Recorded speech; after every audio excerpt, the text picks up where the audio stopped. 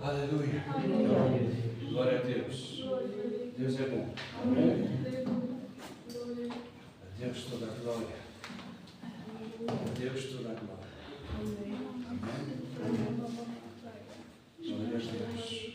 Mais uma vez vamos abrir a palavra do Senhor.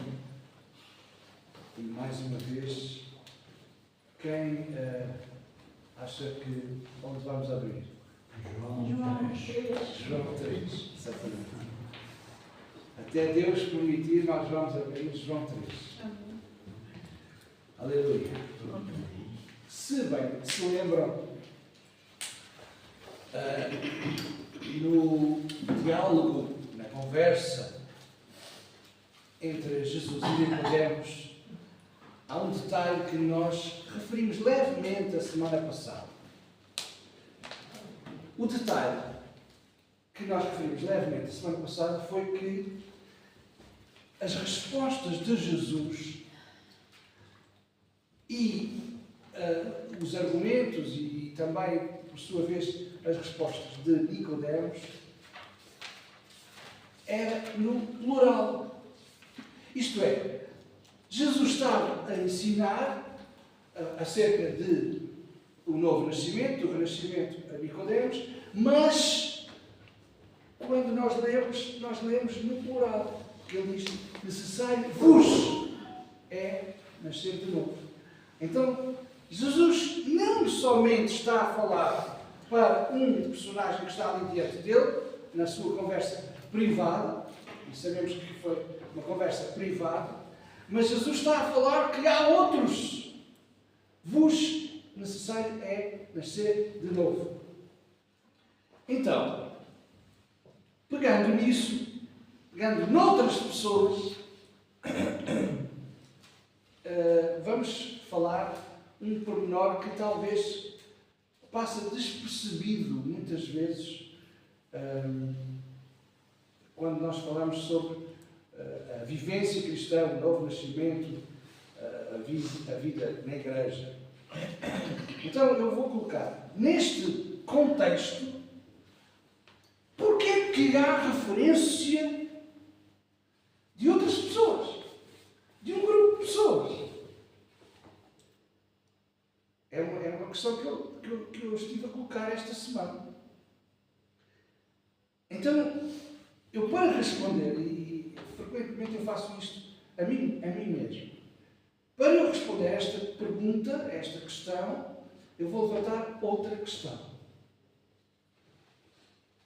Meus queridos irmãos, vocês sabiam que o reino espiritual é mais real que o reino visível e físico? Esta é a primeira questão. Já vou levantar outra.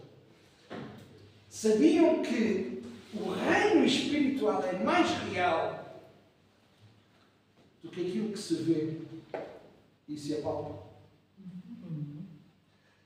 Pois é. Então, quando nós olhamos para esta referência que há outras pessoas, há outros grupos,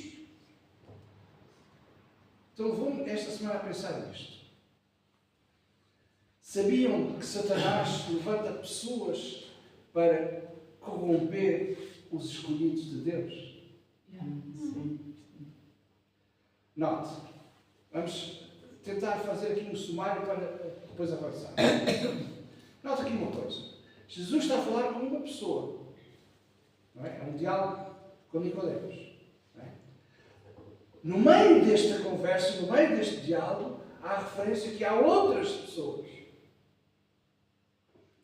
E eu comecei a pensar nisto. Outras pessoas, mas Jesus não está a falar só com uma pessoa. Não, a conversa leva a referir outras pessoas. Então, há outras pessoas que, por vezes, o diabo levanta para corromper os escolhidos escolhidos de Deus. Em João 8,44, Jesus disse que o diabo é mentiroso e ele é o pai da mentira.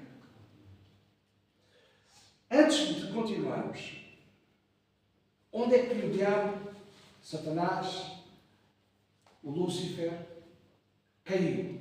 Onde é que ele caiu? Isto é muito importante, eu várias vezes medito nisto. Onde é que ele caiu? Sim, mas onde? Onde é que ele estava? No céu. No céu, na presença de Deus. É este pormenor. Mas estava na presença de Deus, pois está. Na presença de Deus, ele desviou-se. Fixem este pormenor que é muito importante para tudo aquilo que nós vamos conversar esta manhã. E depois Jesus diz, ele é mentiroso e ele é o pai da mentira. Então, perante isto, uma das estratégias de Satanás é tentar as pessoas a espalhar falsidades, boatos, injúrias, para desviar os escolhidos da fé. Aonde? Dentro do reino. Eu estava a pensar nesta semana exatamente nisto. Os que estão lá fora, os que estão bem distantes de nós, muitas vezes nós dizemos que somos nossos inimigos, mas não são. Os nossos inimigos estão mais perto do que nós pensamos. Vamos continuar a pensar nisto. Então, uma das estratégias, há mais estratégias, uma das estratégias de outras pessoas que estão à volta de nós e que estavam à volta de Nicodemos, são pessoas que são usadas por Satanás para desviar os escolhidos da fé. A Bíblia fala, por exemplo, na parábola do semeador, que a palavra é lançada e a palavra que é lançada, ela é sufocada. Então, quando a palavra é lançada, nós temos que vigiar, porque há probabilidade de ela ser sufocada. Não quer dizer que seja, mas há uma forte probabilidade de ela ser sufocada. Satanás rouba a palavra de Deus para que a pessoa não cresça, para que o crente fiel não progrida nos caminhos do Senhor. Então é aqui que, quando Jesus está a falar com Nicodemos, ele fala no plural porquê? E agora é muito interessante. Jesus está a falar com Nicodemos e Jesus está a falar de um grupo de pessoas que privavam com Nicodemos, que iam aos cultos. Nós temos que pôr as coisas nestes termos. Iam à sinagoga, iam aos cultos com Nicodemos, que estavam, vamos dizer assim, na igreja daquela época, daquele contexto, com Nicodemos. Portanto, Jesus está a falar. Ouçam bem isto que eu vou dizer agora. Jesus está a falar a crentes, porque se iam à sinagoga, se iam ao culto, eram crentes. Sim ou não? Sim. Então Jesus está a falar aos crentes, necessário vos é nascer de novo. Jesus está a falar para um grupo de pessoas que conheciam as Escrituras, e nós já vamos ver isto. Eles conheciam as Escrituras, e Jesus está a dizer para eles, necessário vos é nascer de novo. Jesus é específico. Está a dizer, os teus companheiros que vão... Isto não está escrito. Nós estamos a montar uma história no cenário. Jesus está a dizer a Nicodemos, os teus companheiros, os teus comparsas que vão aos cultos contigo, todos vocês têm que nascer de novo. Todos aqueles que estudaram a Tora, todos têm que nascer de novo. Conhecem a Tora, mas todos têm que nascer de novo. Então Jesus está a falar para quem? Para os líderes religiosos, também para os líderes, porque naquela época havia uma mistura, como há hoje também, uma mistura de líderes religiosos e líderes políticos. Vamos agora ver o contexto que eu estou a falar. Naquela época havia, como há hoje, e nós já vamos ver isso, partidos. Sabia? Os partidos, que a gente hoje fala, o partido A, o partido B, o partido C. O mundo está cheio de partidos, está tudo partido. Não é? Naquela época também havia partidos religiosos, partidos políticos. Havia fações de formas de pensar diferentes. Um deles era o grupo onde Nicodemos pertencia, que eram os fariseus. Era o principal grupo, um dos principais grupos, digamos assim, que existia. Eram os fariseus. Os fariseus acreditavam na autoridade da lei escrita e na lei oral. Eles defendiam a observância rigorosa dos preceitos religiosos para atingir a piedade. Os fariseus eram um dos grupos principais. Dentro dos grupos principais temos os também saduceus. Era outro partido. Era um grupo religioso e também um grupo político dominante, composto por uma elite de sacerdotes. Note, grupo político e eram sacerdotes. Eles baseavam-se no Pentateuco. O Pentateuco é o quê? Os primeiros 5 livros da Bíblia. Não é? Ou também é conhecida como Torá. Depois havia um outro grupo, chamado grupo Os Zelotes, que era também um grupo forte na política e que defendia muito a nação. Eu estou a dizer isto porque é importante que nós entendamos o contexto desta conversa. É muito fácil, às vezes nós dizemos coisas da boca para fora, não é? Mas não estamos a entender o porquê destas coisas que são ditas. Porquê que Jesus estava a falar para um grupo de pessoas? Porque havia várias formas de pensamento. Havia várias formas de olhar, naquela altura, para a Tora, para a lei. Havia várias interpretações. Então, mencionámos também um terceiro grupo, os zelotas. Depois havia outro grupo, um grupo considerado um grupo puritano, que eram os essênios.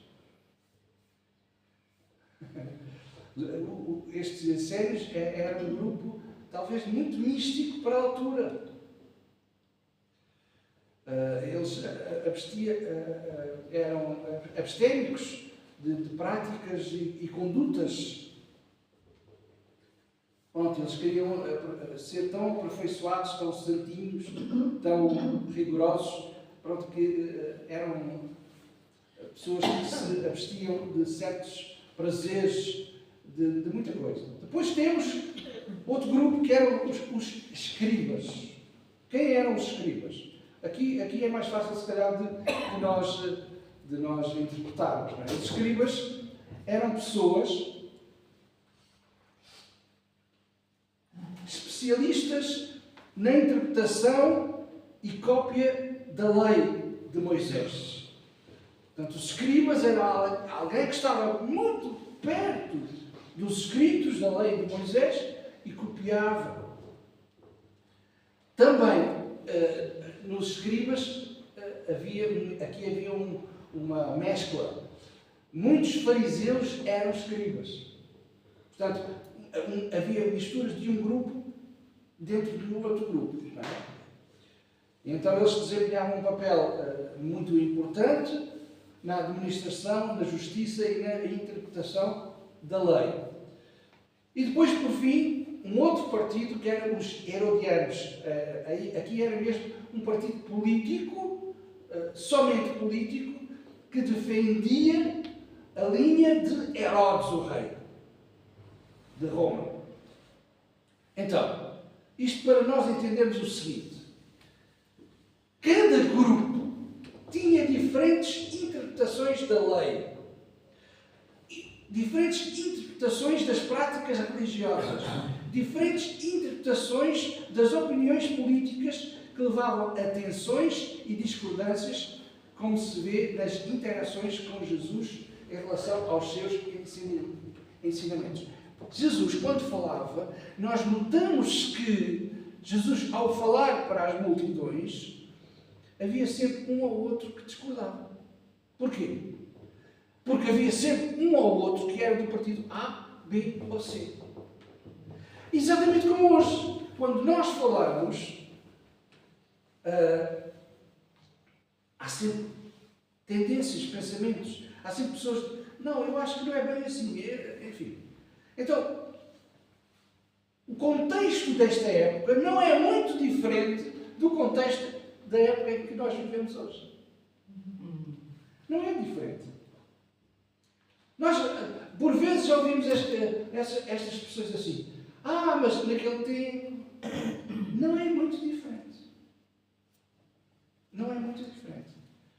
Hoje, felizmente ou infelizmente, depende da perspectiva, nós observamos muitos líderes religiosos integrados na política, misturados em vários grupos políticos e religiosos e místicos, como, por exemplo, eu vou dizer uma coisa um bocadinho agressiva, mas, infelizmente, há muitos líderes religiosos misturados na maçonaria, misturados em misticismos.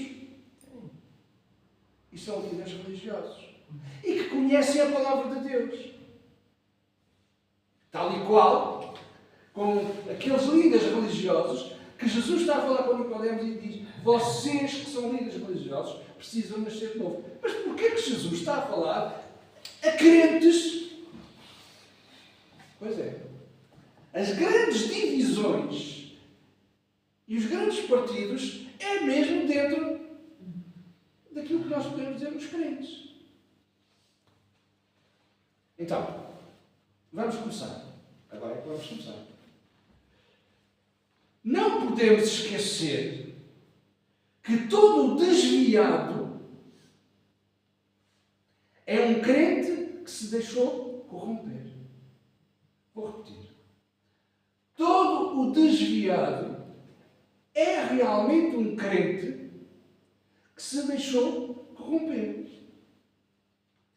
Quem quiser acompanhar agora, eu sei que estamos todos abertos em João 3 para acompanharmos esta conversa, mas vou desafiar alguns para abrirem Amós, capítulo 2, verso 11 e 12. Vamos ler, começar o verso 11 e depois mais 2 ou 3 versículos. Amós 2. Amém? Para entendermos uma palavra profética. Os profetas que falam da parte de Deus dizem que há coisas a acontecer. Ou que há coisas que vão acontecer. Então, Amós 2:11 diz: escolhi, quem encontrou diz amém. Amém. Amém. Escolhi alguns de vossos filhos para serem profetas. Deus está a falar através do profeta. Não é? Escolhi alguns dos vossos filhos para serem profetas. Verso 12. E alguns dos vossos jovens para se consagrarem como nazireus. Isto era um voto que era feito por alguns, um voto específico. Verso 13. Agora, pois, respondei. Não foi de facto assim, verso 14, aos israelitas. Oráculo de Deus, contudo, verso 16, fizestes com que os nazireus bebessem vinho e ordenastes aos profetas: não profetizeis. Eu já ouvi isto várias vezes no século em que eu estou a viver. Eu já ouvi isto várias vezes, mesmo dentro de algumas igrejas, mandarem calar os profetas. Cala-te, profeta! E isto é muito grave. Já está a ver? Onde é que eu comecei? Eu comecei por dizer que a estratégia de Satanás é dentro da igreja e usa alguns para desviar o propósito de Deus dos fiéis. Amém? Então, mas isto já vem lá atrás. Mandar calar os profetas. Quando o profeta fala em nome de Deus, é Deus que está a falar. Amém. E o diabo vem para roubar, matar e destruir. E vai dizer, cala-te, profeta. Então, o facto é que há grupos, efetivamente, de pessoas que Satanás levanta para corromper os escolhidos de Deus, como eu disse no início. Então, esses grupos pressionam os escolhidos a fazer o que não foram chamados para fazer, por meio de exigências, suborno financeiro, críticas, pedidos exagerados, fora dos critérios da Bíblia. E, infelizmente, ainda hoje, há muitos Judas que se vendem por 30 moedas. Eu próprio, numa altura, fui seduzido por 30 moedas. Pela graça de Deus, resisti. Senão, não estaria aqui hoje, com certeza. Quando nós olhamos para a Bíblia, nós temos que olhar a Bíblia de capa a capa. Não podemos tirar um texto isolado e depois não entender. Então vamos ver que o escritor aos Hebreus,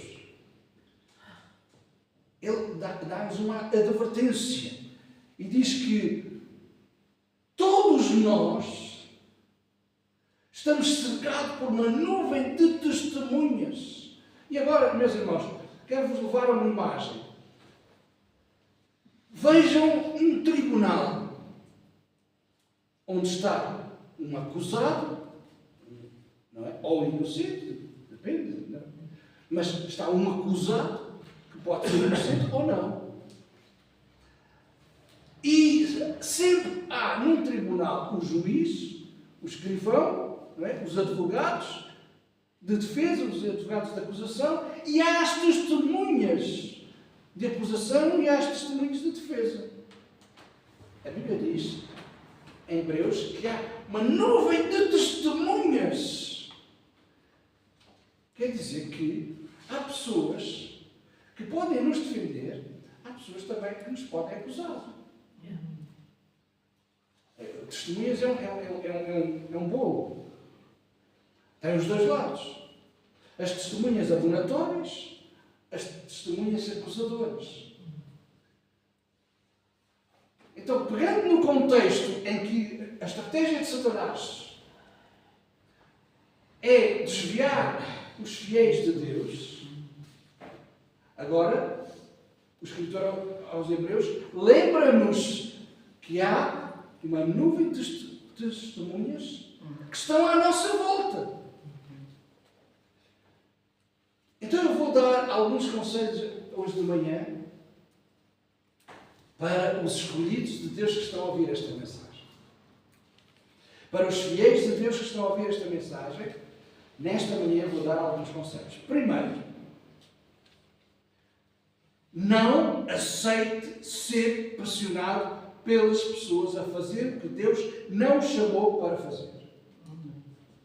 Há sempre pessoas dentro do nosso círculo. Eu acho que você fazia assim, melhor assim, assado, cozido e frito.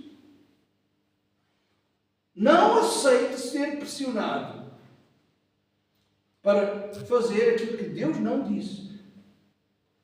Amém? Amém. Cada um de nós, eu e vocês, devemos a Deus obediência e lealdade. Mais a Deus do que aos homens. Se eu estou convicto que Deus me deu uma direção, eu tenho que obedecer a Deus. E não tenho que ceder à pressão das pessoas. Isto é muito delicado. Esta semana comecei a reler, na verdade, a reler um livro de um homem que recebeu uma direção de Deus. E sempre há sempre aquelas pessoas que enfim, eu acho que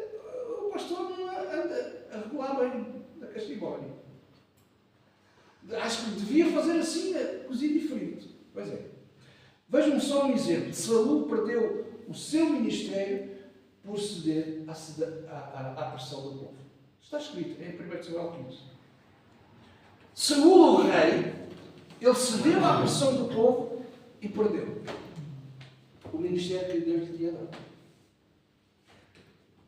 Quando nós somos condescendentes, pois, talvez tinha razão e tal. Cuidado, podemos estar a fugir do plano e do propósito de Deus. Então, o primeiro ponto é não ceder à pressão das pessoas. Segundo ponto, não mudar a nossa forma natural de ser. Sejamos verdadeiros, sejamos genuínos. Deus criou cada um de nós diferente. Sabe porquê? Porque cada um de nós tem um propósito definido por Deus. Cada um de nós tem um plano definido por Deus. Eu não tenho que ser igual a ninguém e ninguém tem que ser igual a mim. Todos somos diferentes. Então, não vamos mudar a nossa forma natural de ser. Temos que ser verdadeiros, genuínos na nossa conduta, na nossa ação, no nosso estado. Então vamos recusar copiar movimentos ou ações que Deus não nos dirigiu nesse sentido.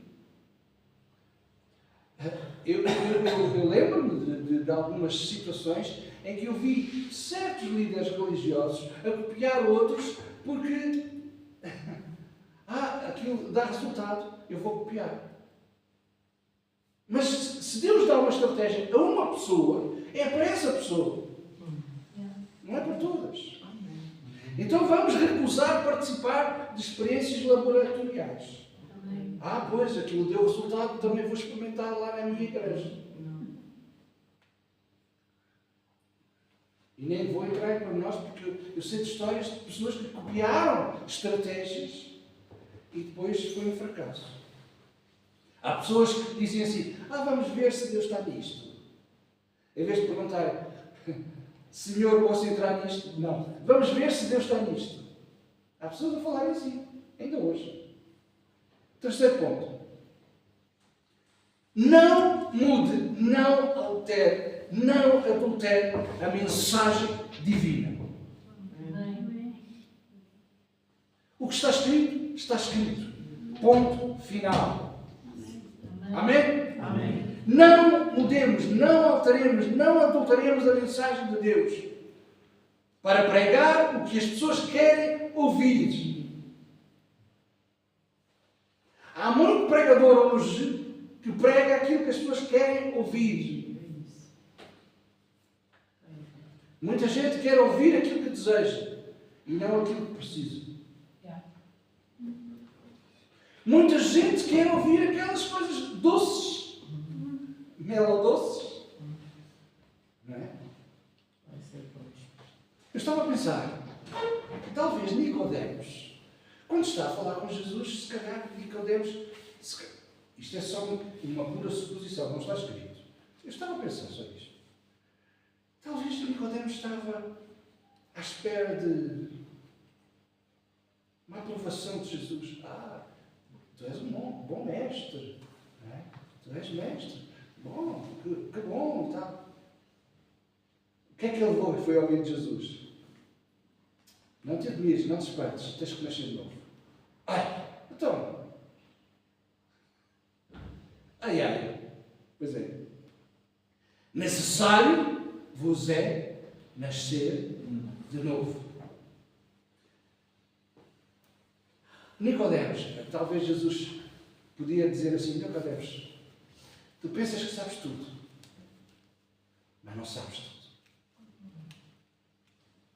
Não sabes tudo. Não sabes o elementar, não sabes o básico, nascer de novo. Então, isto é muito importante, não é? Quarto ponto. Cuidado que este é um ponto muito forte.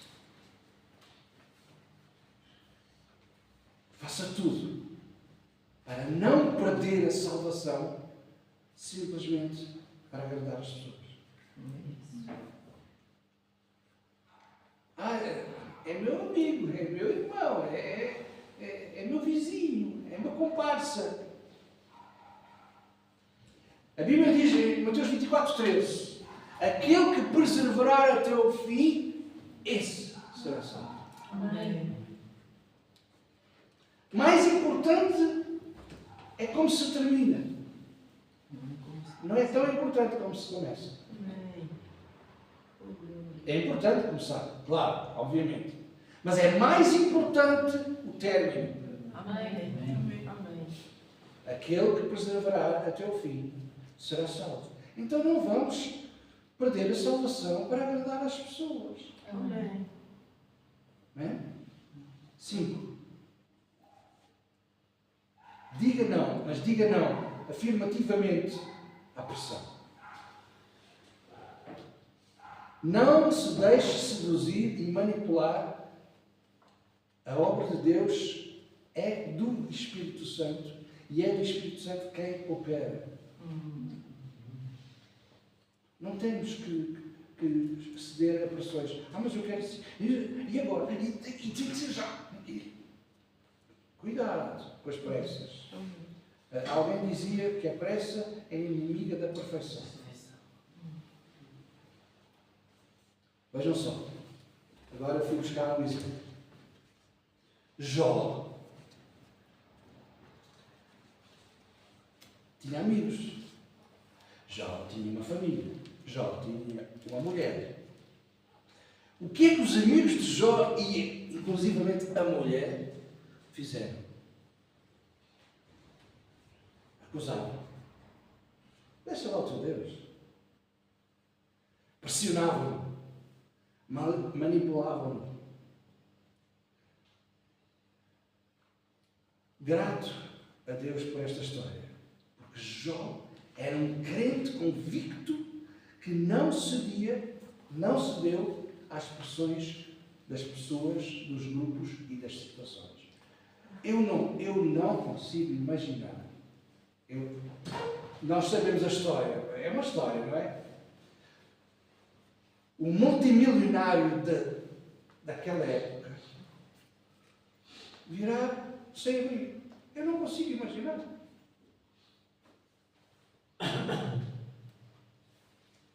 É ou não é pressão sobre aquela vida? Mas ele não cedeu. Ele continuou fiel. Ele sabia que Deus estava com ele de tal forma que ele afirma o seguinte: eu sei que o meu Redentor vive e por fim se levantará a meu favor. Eu sei.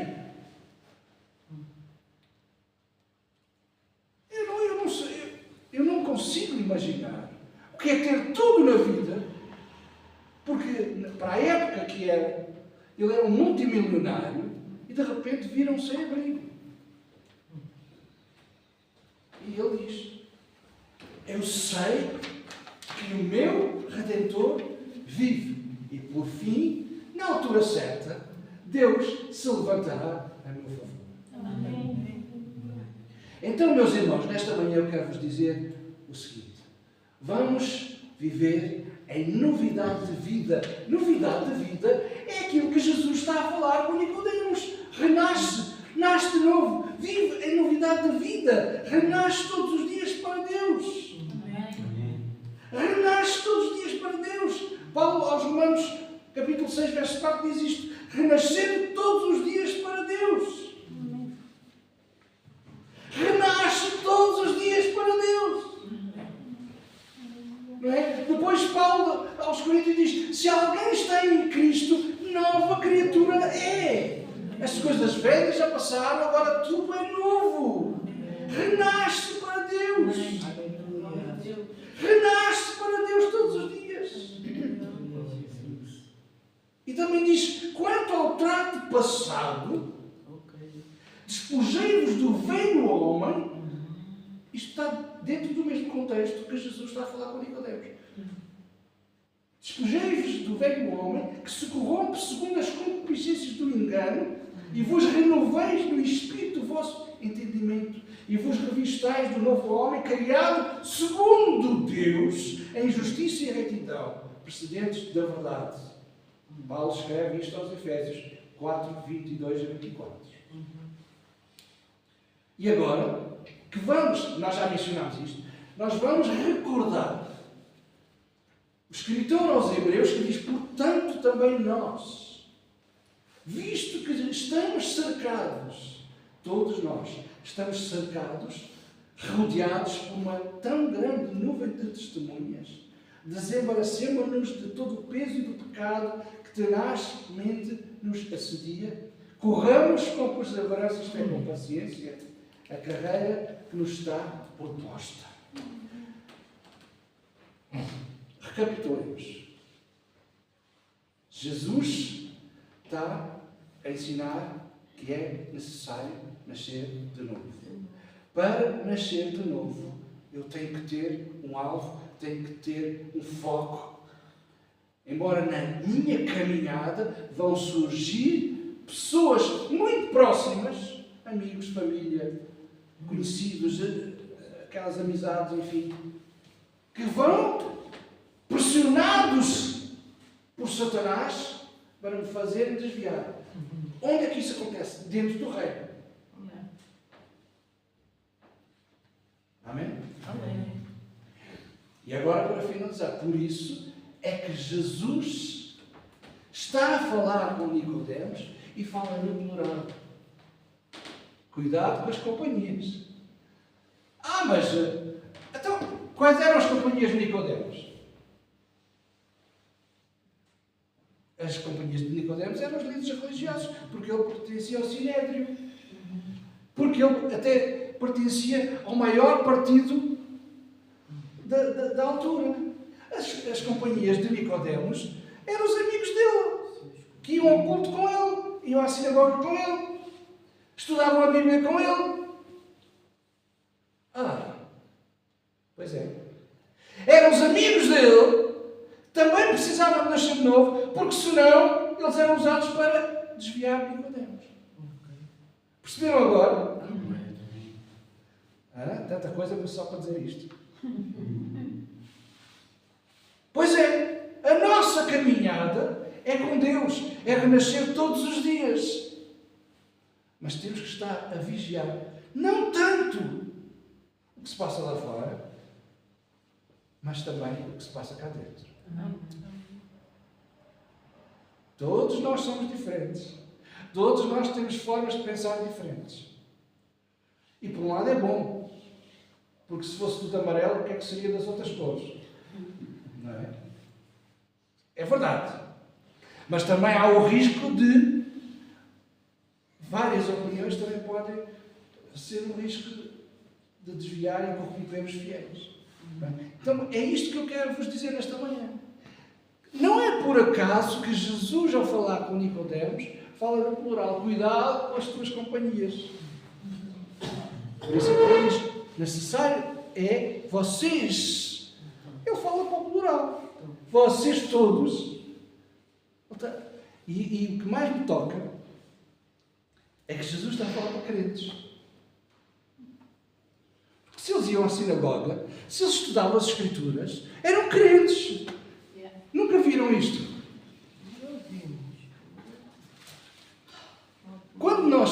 Eu tive uma época, o pastor Mário sabe mais do que ninguém, pregava muito nas ruas, eu pregava muito isto. Mas, dá um tempo para cá, eu comecei a pensar, peraí, mas Jesus está a falar para crentes. Jesus está a falar para crentes, está a dizer, vocês têm que nascer de novo. Opa! E parece que esta é a mensagem que nós pregamos nas ruas. Mas esta é a mensagem que tem que ser pregada dentro da igreja. Amém. Vocês conhecem as Escrituras, vocês conhecem a Tora, mas não conhecem o Senhor das Escrituras, o Senhor da Tora. Amém? Amém.